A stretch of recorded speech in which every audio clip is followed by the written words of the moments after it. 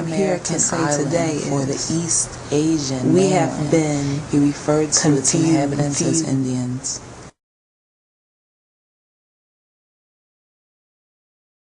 We have been a confused people for too long. We have been confused with the lies that the white man has given us. And not one individual white man, but the white man collectively. The white man's historical record shows his evil deeds. The night before Christmas, and all through the house, not a creature was stirring, not even a mouse. The stockings were hung by the chimney with care, in hopes that St. Nicholas would soon be there. Moore dreamed up Dasher, Dancer, and the rest of the reindeer, along with Santa's entrance through the chimney. But at first he was embarrassed by the poem. He worried it was too frivolous for a man of the church. Clement Moore was a minister. Here a minister, who should be on the other side, is promoting a secular Christmas with reindeer and all the rest of it. But there was no mention in the poem of anything religious. And in fact, that's why he didn't reveal who he was. In the beginning, he didn't reveal the authorship. The Christmas tree at Rockefeller Center. It's hard to imagine a Christmas in New York without it. But like many Christmas traditions, the tree is a relative newcomer to the Christmas story.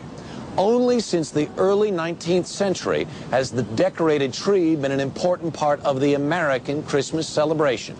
Hello, I'm Harry Smith. Welcome to the History Channel. Christmas trees, candy canes, even Santa Claus seem like they've been around forever. But many of these Christmas traditions are surprisingly recent. Join us as we look back at how a holiday that started in pagan Rome became the centerpiece of the Christian year.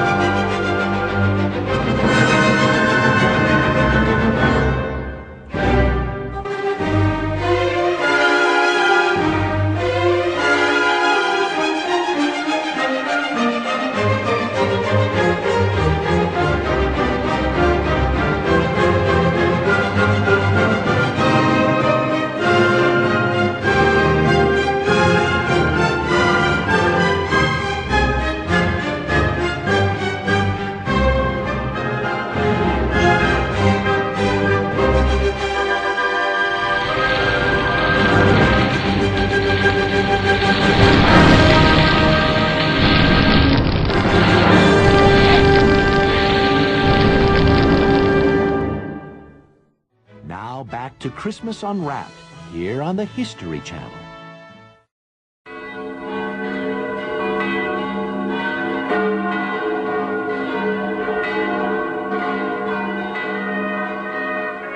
By the Middle Ages, Christianity had largely replaced the old pagan religions of Europe.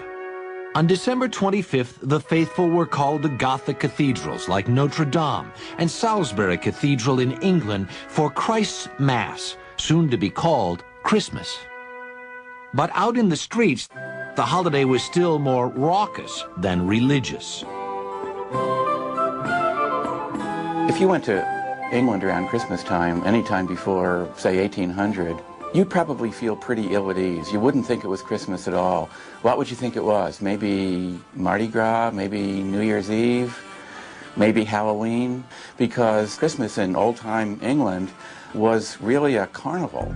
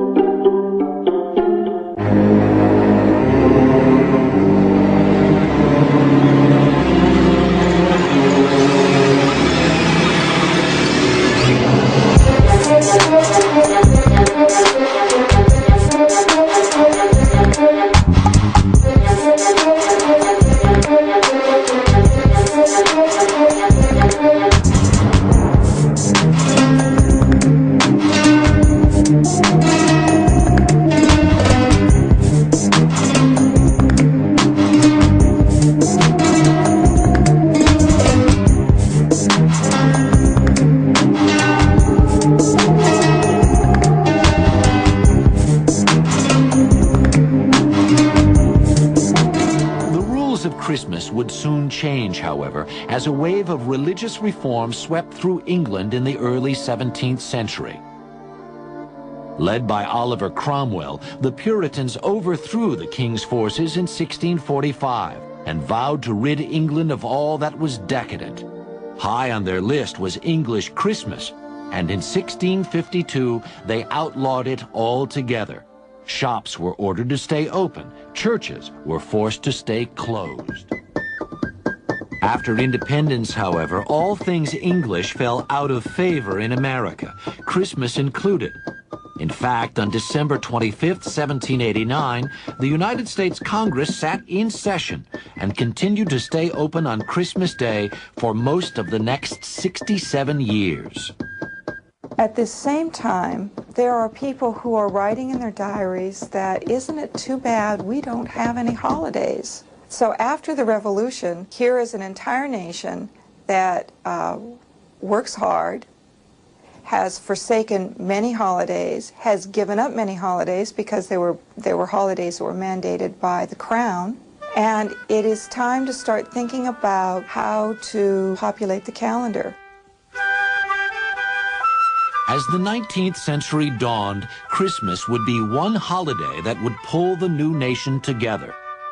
But it wouldn't be the carnival Christmas of old England, nor would it be particularly religious. America would invent its very own Christmas, and in the process, reinvent it for the whole world.